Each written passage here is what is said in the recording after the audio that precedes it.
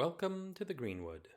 I'm your host, Thaddeus Papke, and this is the podcast where we peek under the hood of the most famous outlaw who may have never been.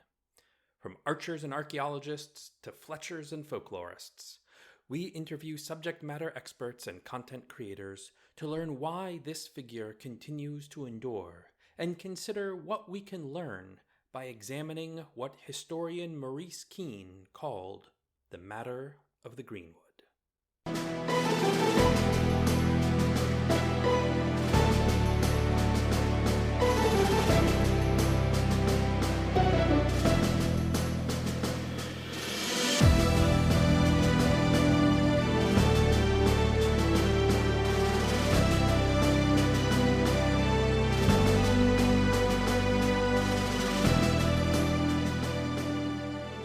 Throughout human history, we've been telling stories about heroes, gods, and monsters. Often these figures exist just outside the safety of our homes and on the periphery of civilization. Wander into the wilds and you might encounter a fence made of human bones that encloses a hut reared above the ground on a pair of chicken legs. Or perhaps the mapinguari, a great shaggy man-beast stalking the Amazonian rainforest. Or, just maybe, a band of outlaws clad in Lincoln green that force you to dine upon venison with them deep in their Greenwood abode. The recently released book, Rebel Folklore, by author Icy Sedgwick, with illustrations by Melissa Jarram, takes a look at those three seemingly disparate legendary entities, as well as dozens of others from around the world, to consider those figures that live in our stories on the edge of the familiar. They might exist in the woods, or in the seas, or even in the very stars above, and some even in the otherworldly spaces between life and death. Some are heroic, and some are terrifying, but they all represent beings that don't quite align with the normal patterns of so-called civilized life. And author Icy Sedgwick provides examples of just what lessons we can learn by pondering these rebellious beings from our myths and legends. Icy was good enough to sit down with me for a discussion about rebel folklore. In the interview, we discuss the selection process for the fascinating array of legendary beings in the book, some of the challenges they introduced, and which of these rebellious figures has been the most personally inspiring in her life. So string your bow, and remember to always mind your manners, as we enter the Greenwood with author, podcaster, and scholar, Icy Sedgwick.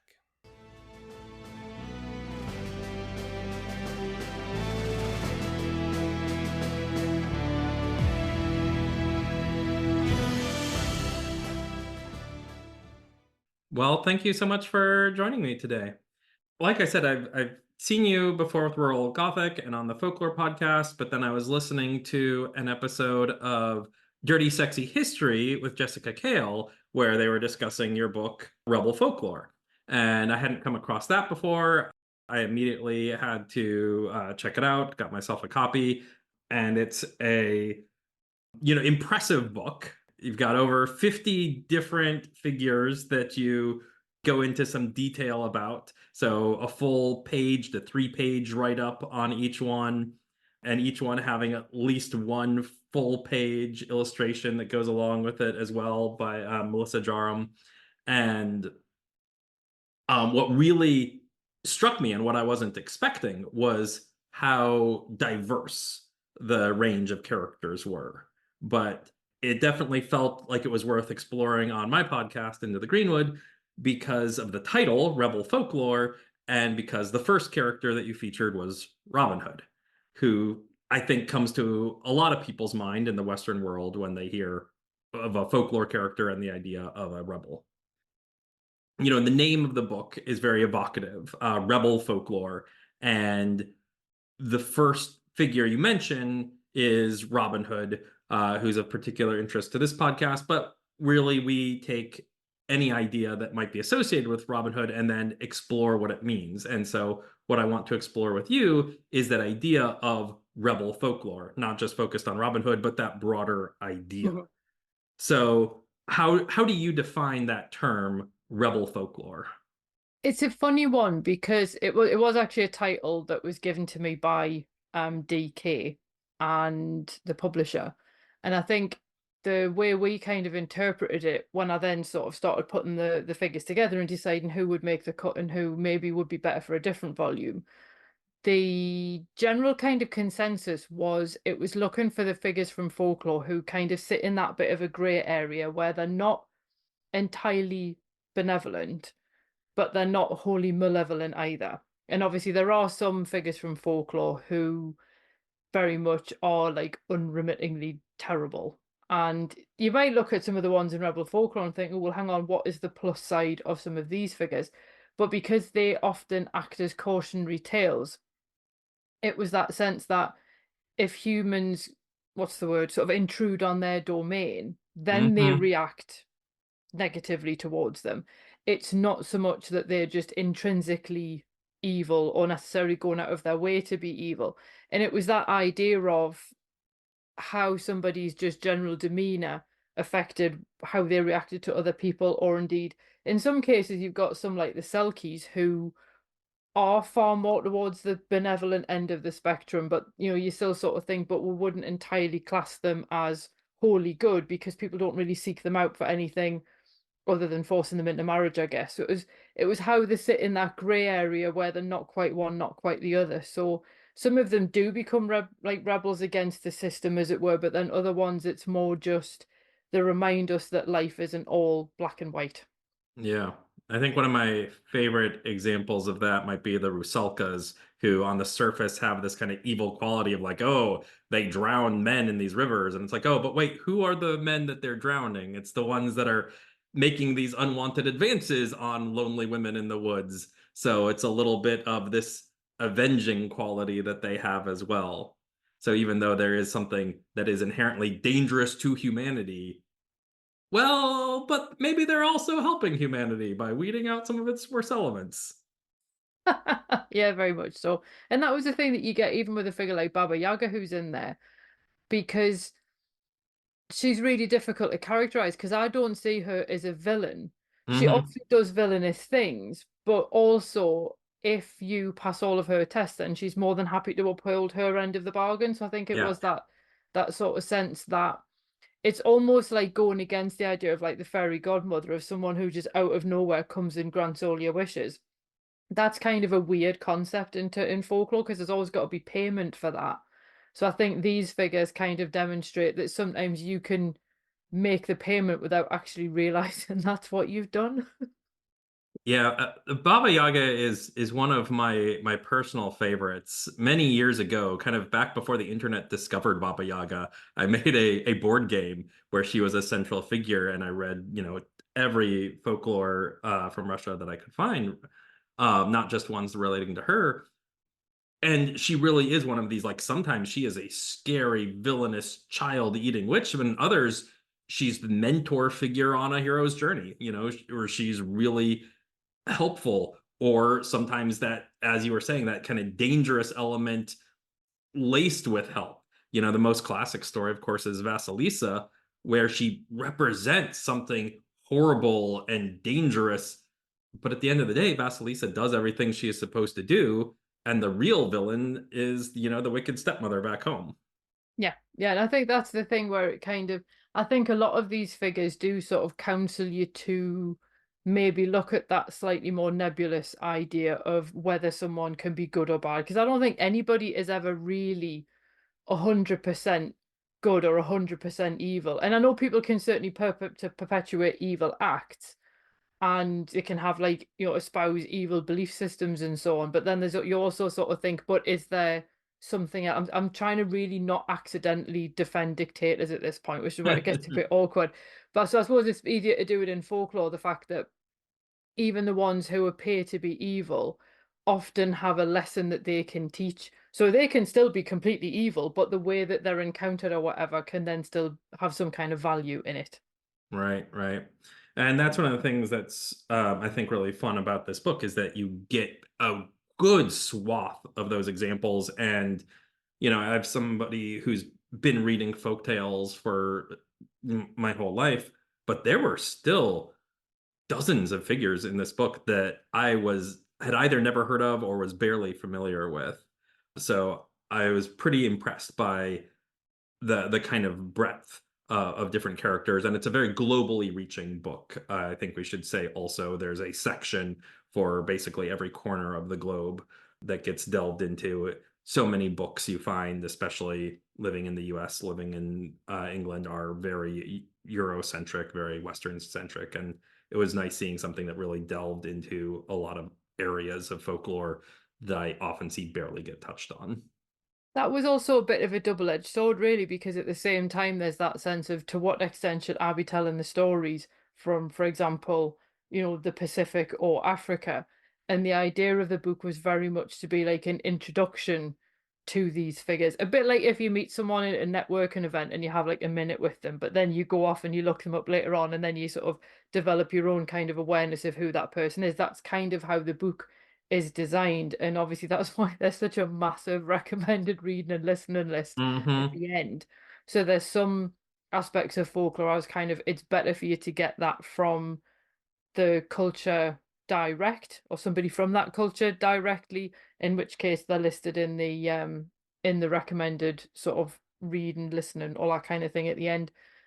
But I wanted to also have that sense of, actually, not that you want to sort of flatten everything out and go, oh, actually, all of these stories appear everywhere. Let's just give everything a Western gloss.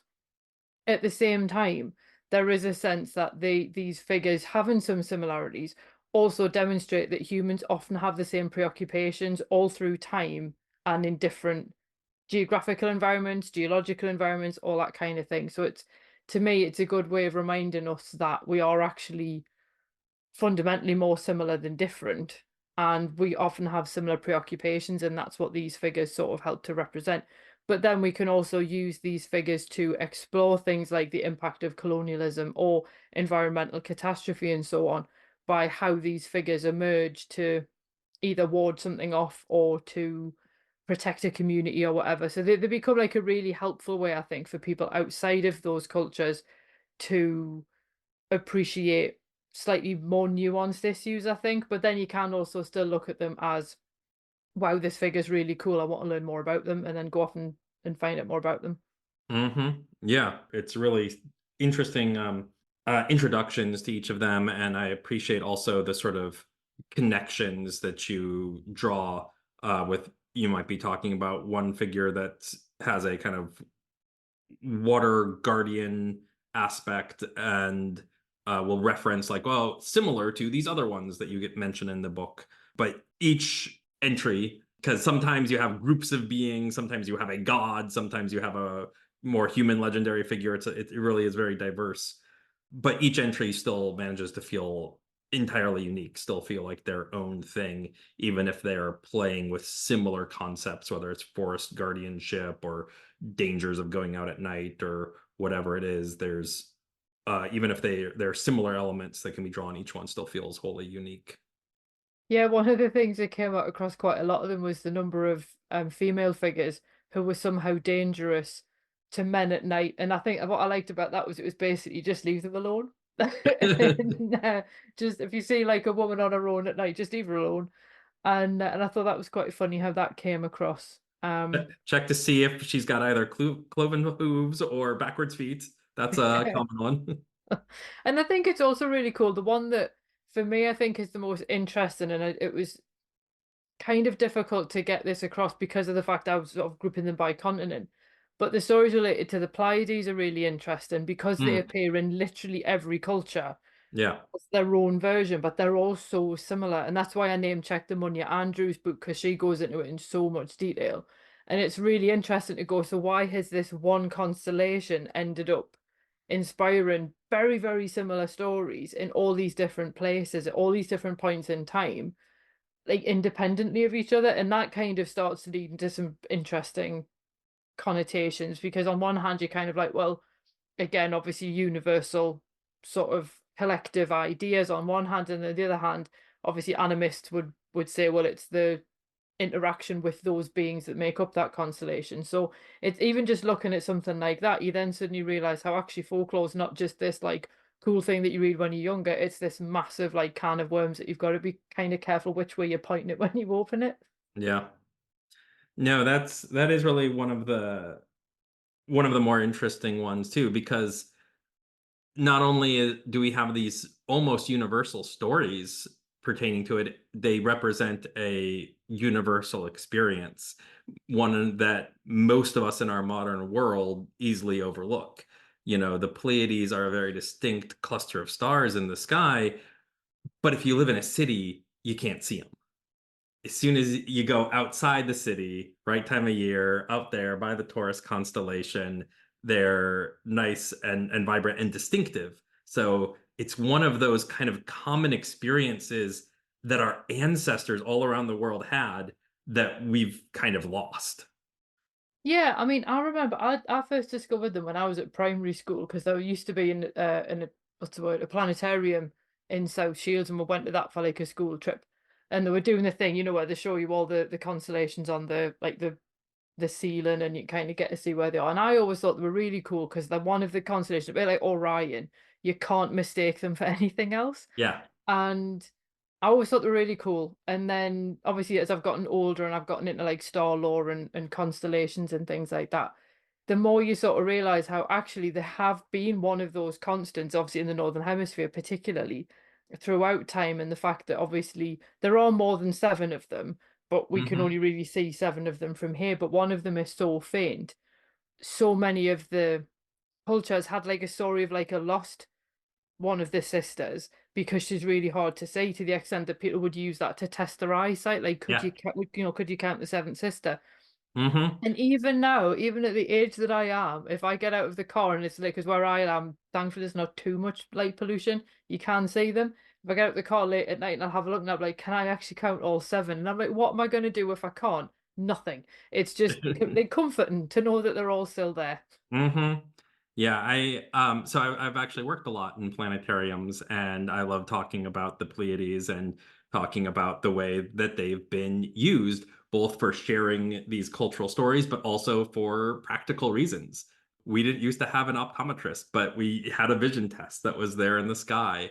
When they appeared in the sky, would reflect, you know, whether it was a certain growing season or not, depending on where you lived. How faint they were impacts what you should plant if you live in the Andes. You know, it's really fascinating use of the stars, and the Pleiades have really been one of the primary examples of that through history.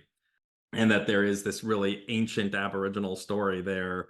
And my partner was reading over my shoulder while I was on that page of the book and reading that story about basically these sisters escaping from this terrible guy, and reading about how this is one of the oldest stories that we have kind of record of. She was just like, wow, that's really telling that one of our oldest stories is about how dudes are the worst. Yeah, yeah. And I think again, because that also appears in other cultures, you just kind of like, oh, so it's quite a universal experience then. Yeah, unfortunately, universal and ancient. Yeah, obviously that's not that actually I don't want to be one of the that's not all men. I think, the people who know that they're not that man know.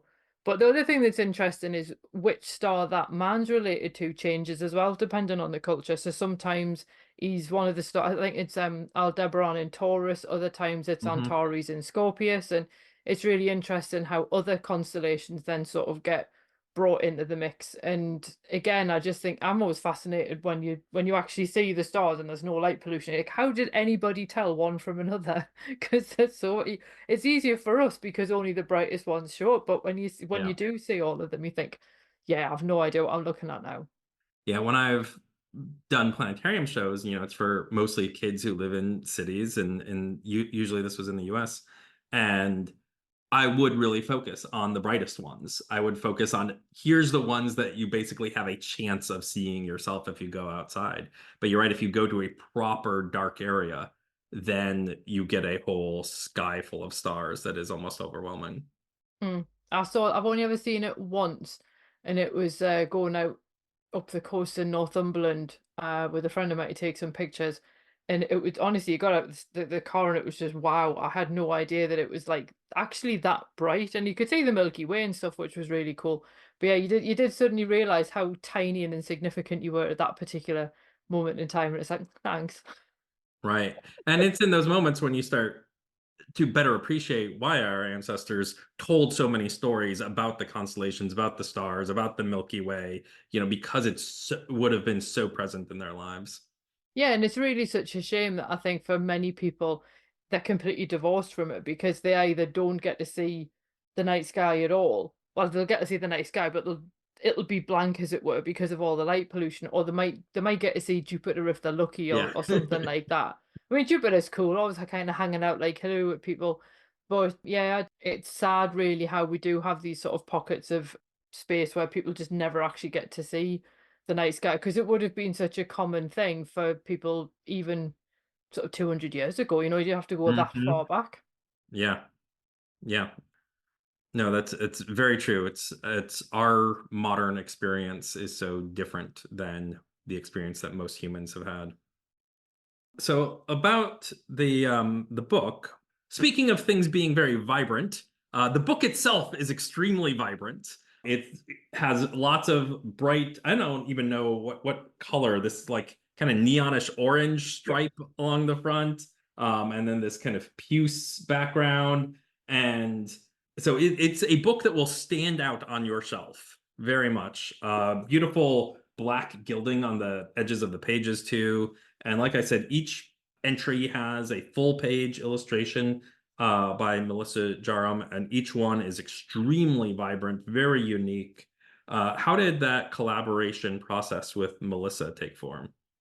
I pretty much dealt with Melissa. I mean, I chat to her on Instagram now, but at the time, we were very much going through the editor that I was working with. So I would put together like some reference images of how other people had depicted that particular figure. And obviously, in some cases, that's quite easy because the apparent art, like Baba Yaga's an obvious one. There's quite a lot of stuff Hmm. about that particular figure.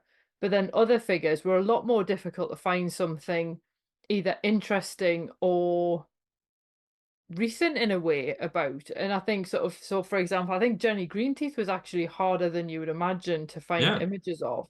Hmm. And it was then just a question of like, here are some examples of what how other people have viewed this particular person or being, whichever, and then kind of given like the descriptor part at the beginning of each sort of chapter, I guess you'd call them, of what they look like and how they moved and things. And then Melissa just worked her magic and then sort of drew the rough sort of initial ideas. And then from there, it was kind of obviously tweaking bits and so on before she coloured them up. And it worked really well because there were certain times like I wasn't sure what to expect, and I was just kind of like, let's just see what Melissa does, and I'd be like, wow, I never would have thought to depict the character that way, but it absolutely works, and it's completely captured something that has been in um either the writing or whatever that kind of other people maybe haven't approached it in that way, or it's similar to other people, but it's unusual enough to capture what the book's trying to do. And I think that's why it works so well with the text.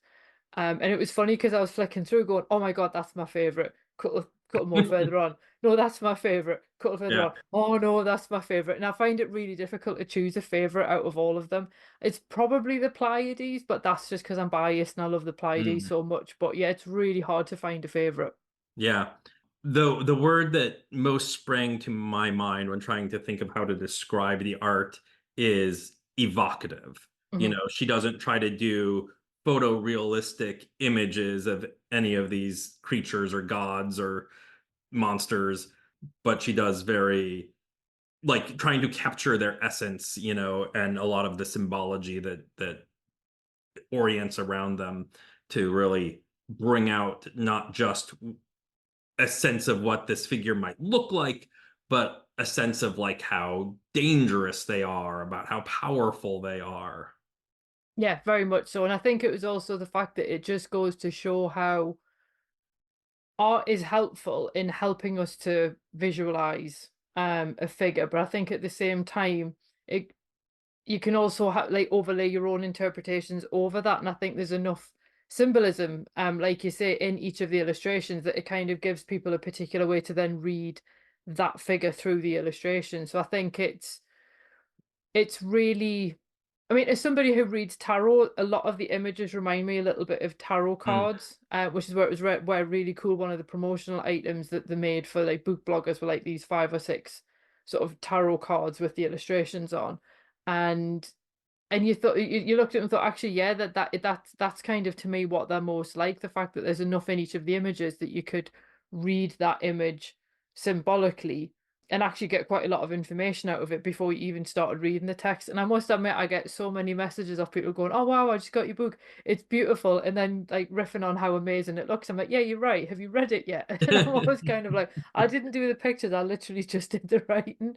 So it's quite funny how often I get people to compliment the book, and it's lovely. I always try and send them to Melissa as much as I can, but then I'm also kind of like, "But I did the words."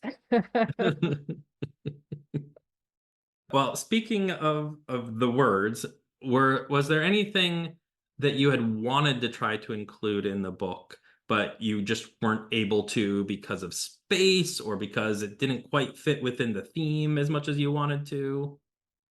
There were a few figures, mostly from Chinese and Japanese folklore, who I was like, "Oh yeah, they're really interesting." And then the more I looked at them, I was like, "But they're not maybe as nuanced, I suppose.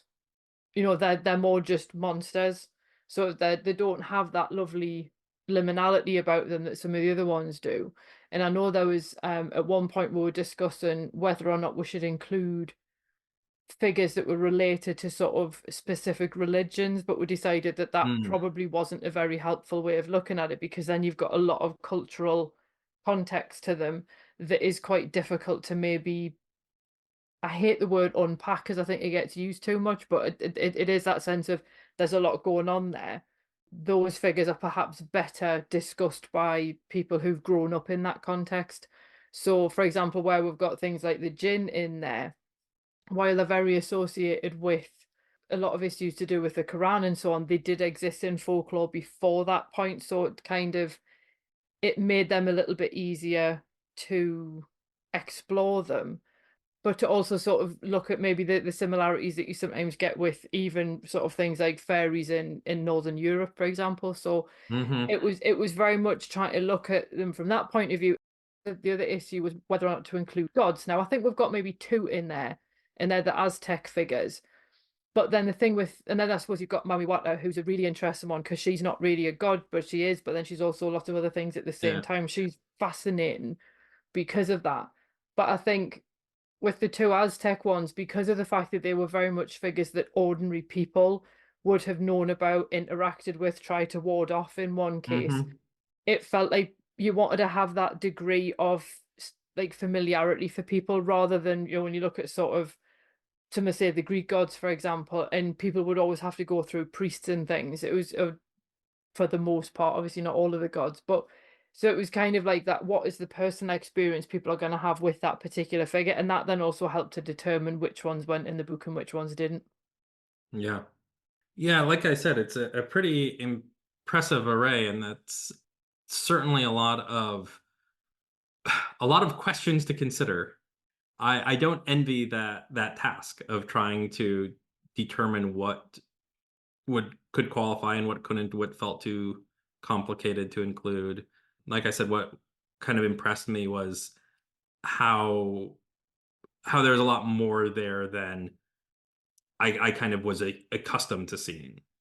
I think I might have expected to see a lot more figures like Loki, a lot more traditional trickster figures, the ones that are really well known. And you do have a couple in there, like Anansi is in there. So it's not that you totally sidestep the expected things. It's that you include them, but then also a lot of other less expected and less known figures as well. Yeah, it was also the fact as well that we tried to balance, and this was really hard to do, trying to balance how many figures there were for each continent. And that was actually a lot harder than it looked, because of the fact that there's far more, I think, for like Southwest Asia, South Asia, and East Asia. There's way more in that block than there is for, say, South America, and things like that.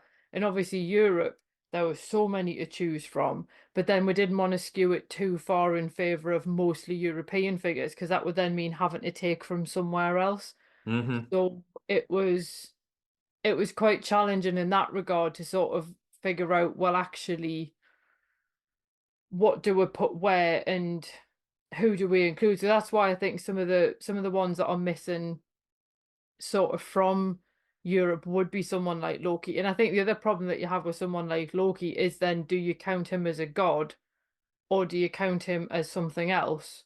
Does he Hmm. actually need his own category?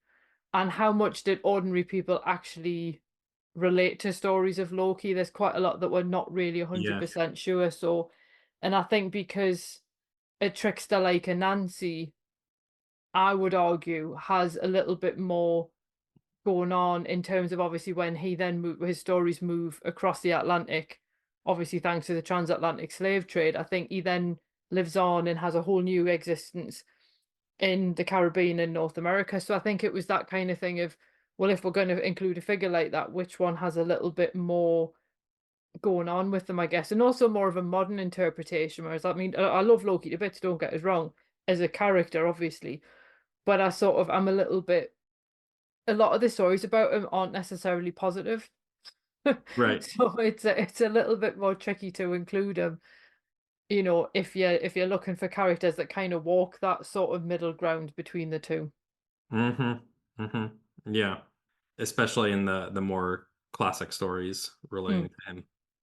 So, one of the other questions I wanted to ask you about the book is, which of these kind of rebellious folklore figures do you personally find the most inspiring in your life? I mean, there's a lot of them that I like and I find interesting, but I think in terms of inspirational, I would have to go with Scheherazade, Mm, because I mean, I know she's considered quite an inspirational figure in various regions now, and you can kind of see why, because she sort of encapsulates so well how you can sort of diffuse a violent situation without resorting to more violence. hmm. She's basically the supreme diplomat in a lot of ways. She's clearly incredibly bright, and I love the way that, in each of the stories there's like a progression from coming out with stories that support what the Sultan already thinks, but then gradually changing his mind through like exposure to different types of character. So she almost kind of expands his sort of zone of empathy, as it were, so that he can start to sort of empathize with these different types of characters and types of people that he's clearly never encountered before. So I think that the way that she does that is so intelligent and so subtle that you do sort of think she's a good representative of like the transformative power of language rather than the negative side, which unfortunately we see quite a lot now. And I sort of feel like she's a really good example of how you could use, Hmm. slightly more democratic, shall we say, and diplomatic methods for solving a problem rather than just going smashy smashy. Yeah, yeah. No, I really was quite delighted to see Scheherazade in the book as well, and I think you bring up a really good point here, and it is in the book too, about how not only does she represent a little bit of that trickstery figure overcoming a threat of violence through her wits, but also that diplomatic element, and that she diffuses the situation, and then it goes a little bit further, and I like that you include this too, about making somebody a better person through the use of the storytelling. And I think that often gets lost, even in some of the better trickster stories. It's rare, the trickster often gets one over on somebody, but they don't then make that person become a better being through their interactions. There's so many studies and things that demonstrate how like reading as children will it can help to expand empathy, and it can help sort of teach life lessons and things in a much sort of more safe and contained way. And I sort of feel she really exemplifies, obviously in a storytelling version of reading, again, how literature done well actually offers this whole host of benefits. And he ends up with a happy ending as well. And that's the thing. Like she gets a happy ending because she ends up with a happy marriage, but so does he. And you just sort of think everybody wins, and there's nobody else has to die. And you think Yeah. there's no kind of downside to the way that she does it, and just incredibly brave as well, which has to be said. So I think it's a really sort of interesting approach, I think, particularly for when everything was written. But I think it also just goes to show that ultimately humans just really like stories. We sort of get on better when we're connecting with each other through things like that, rather than a lot of the ways that humans behave now. Yeah. So, because the podcast is prefaced around the figure of Robin Hood, I did want to ask about your own personal relationship with Robin Hood, how you've come to explore and know that character since you've written about him, and you're actually going to be podcasting about him on your fabulous folklore podcast. So, what could you tell us a little bit about your association with that character, and perhaps any favorite versions of it that you have that speak to you? The favorite version's the easiest bit to deal with, and it always I've got so many problems with Disney from top to bottom. But every time they announce they're doing a new live action version, there's one film that if they try and do a live action version, I will be so upset, and that is the Robin Hood animated Disney version with the foxes. And I'm like, it's perfection. You don't need to do anything with it. Leave it alone. And I think that's my favorite because it's almost rare in the Disney canon in that Robin and Marion don't like meet and then fall in love in like 10 minutes, like they've known each other for years. So it's a nice twist on sort of like the couple format. And I don't know, I just think everything about the film, I just absolutely love that one. And I think it's a good adventure film. It's got some good tunes, as much as I normally hate musicals. And I just think that it kind of captures the cheekiness of Robin in a lot of ways. And I think I couldn't tell you when I first came across the concept of Robin Hood, because he's sort of everywhere from Yeah. He's like omnipotent in a lot of ways in the UK. I mean, obviously I will have seen the Kevin Costner one as a kid, I think, and it's on like nearly every bank holiday, so you kind of can't really escape it. And to be honest, it's actually not that bad a film, because I rewatched it when it was on one like recently, and I was like, oh, that's actually again quite a good action film. But and obviously it's got Alan Rickman in it, so it's bound to have something good about it. But I think that I remember we went on holiday to one of like the holiday park things down by Sherwood Forest, so we did actually have a look in Sherwood Forest. Went to see the famous oak tree and everything, and I've seen like the statue of him in Nottingham and so on. And I like the idea of Robin Hood, but I don't think I've ever believed he was actually real. And it was funny because I was just watching a talk by Ronald Hutton for the last Tuesday Society, and he basically said that very thing. Oh yeah, no, he's just like a literary character. And so I guess he sort of represents what people might aspire to, but he also represents, for me anyway, what people need at that moment in time. He's a bit like King Arthur in that regard. You can kind of use him for whatever you need him to do in the plot. So I suppose where Arthur's kind of got that whole, oh yes, he'll come back when the country's in a time of need, and then you look around going, well, hello, where is he? But I sort of feel like Robin's a little bit more, people can have a Robin Hood type attitude, or as you could argue, some members of society kind of do the whole Robin the rich to feed the poor in reverse, which is always interesting. But I feel like Robin sort of, for me, again, he is that kind of trickster, someone who knows authority. He's a bit like Banksy in a way, you know what I mean? So I kind of feel like that's the element of Robin that I think I quite like, that sort of like anti-authoritarian, but still lives within a set of rules. So he's not like an anarchist. He has a code of honor that he abides by. But obviously it's to benefit the community rather than the elite. And I think that's probably what appeals to a lot of people about him.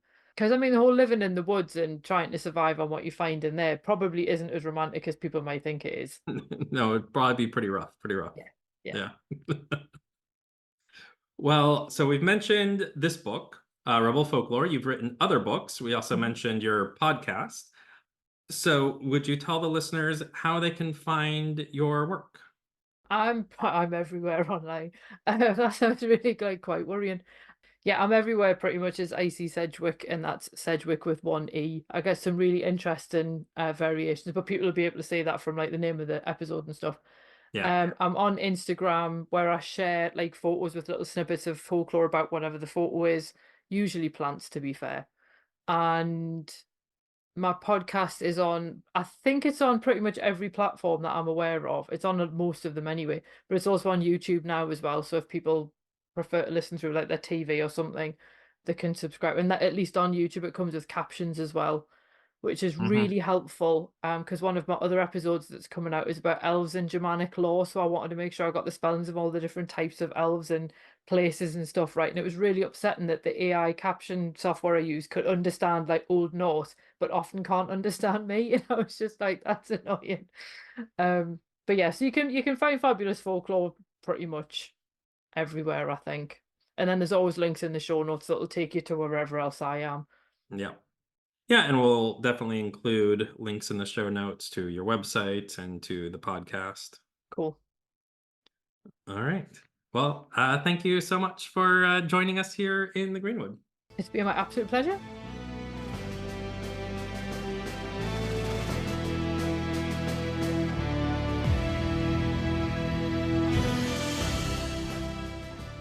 My thanks again to Icy Sedgwick for joining me to discuss the new book, Rebel Folklore, available in stores now. If you've read the book, or just have your own favorite examples of rebellious figures from folklore and mythology, I'd love to hear your thoughts. You can find us on most of the major social media platforms, including the site formerly known as Twitter, Threads, Blue Sky, Instagram, and Facebook, all with the handle @intogreenwood.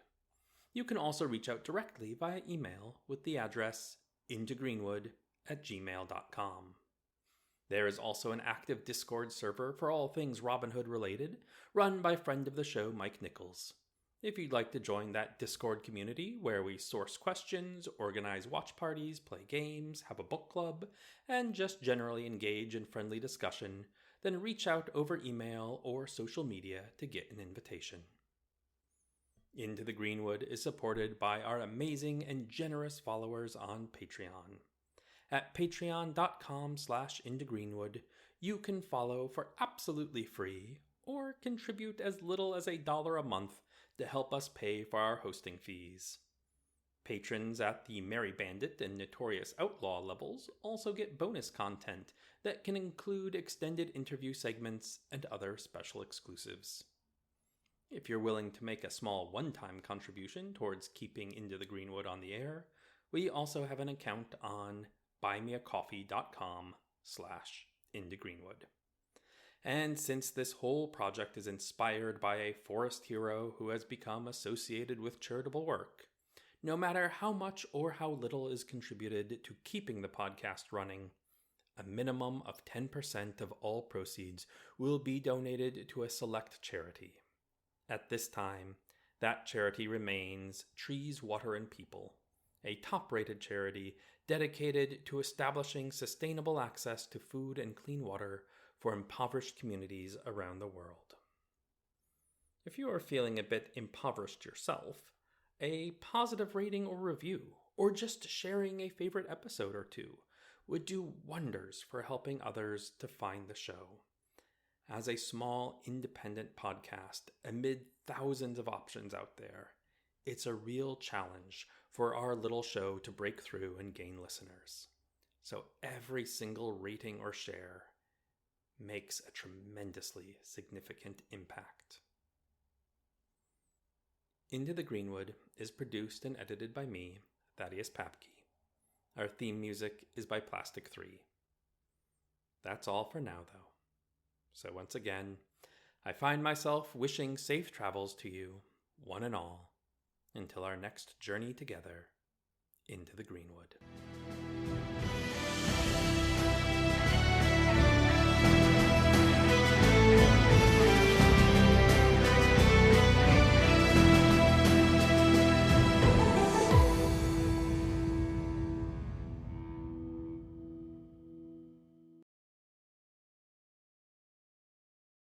Hey, Johnny, what are you rebelling against? What do you got?